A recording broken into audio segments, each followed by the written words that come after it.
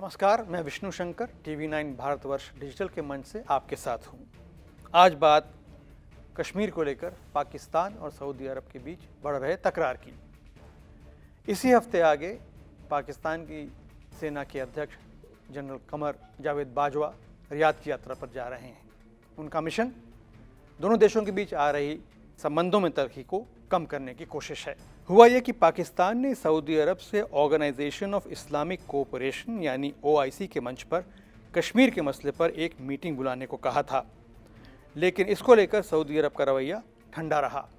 बात इतनी बढ़ गई कि पाकिस्तानी विदेश मंत्री शाह महमूद कुरैशी ने धमकी के लहजे में कह दिया कि अगर सऊदी अरब इस मीटिंग के लिए राज़ी नहीं है तो पाकिस्तानी प्रधानमंत्री को ऐसे इस्लामी देशों की बैठक अलग से बुलानी पड़ेगी जो कश्मीर के मसले पर पाकिस्तान के साथ खड़े हैं। इस अल्टीमेटम पर पाकिस्तानी विदेश मंत्रालय ने साफ किया कि ये हल्के में दिया गया बयान नहीं था और ऐसा बोलकर कुरैशी ने कूटनीतिक यानी डिप्लोमेटिक शिष्टाचार की अवहेलना हरगिज़ नहीं की थी।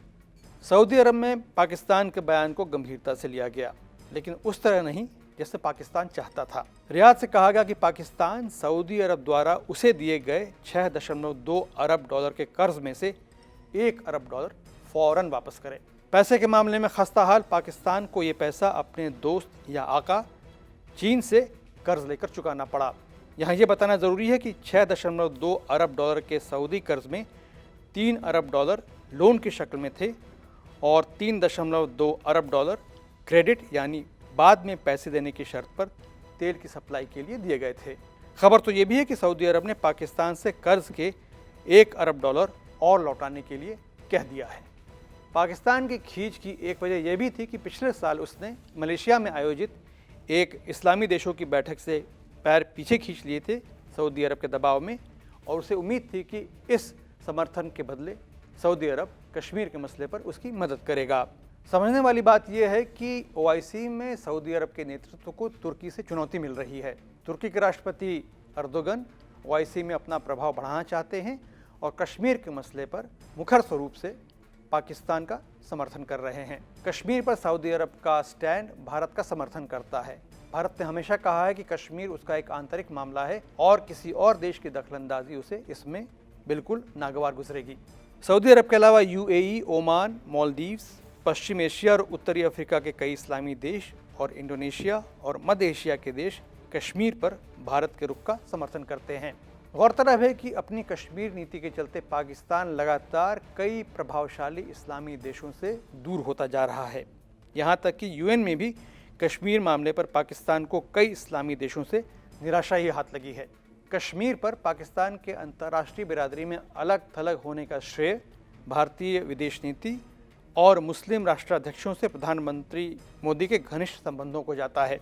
प्रधानमंत्री मोदी और भारतीय डिप्लोमेट्स ने दोस्त इस्लामी देशों से कश्मीर को लेकर लगातार विचारों का आदान प्रदान बनाए रखा है और ज़रूरी वक्त पर उनकी सलाह पर भी काम किया है।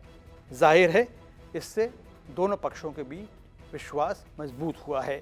फिर भारत की अर्थव्यवस्था, हमारा जनतंत्र और हमारी स्थिरता उन सभी देशों को आकर्षित करती है जो जनतांत्रिक मूल्यों, शांति और विकास और अंतर्राष्ट्रीय नियमों पर आधारित परस्पर संबंधों के पक्षधर हैं।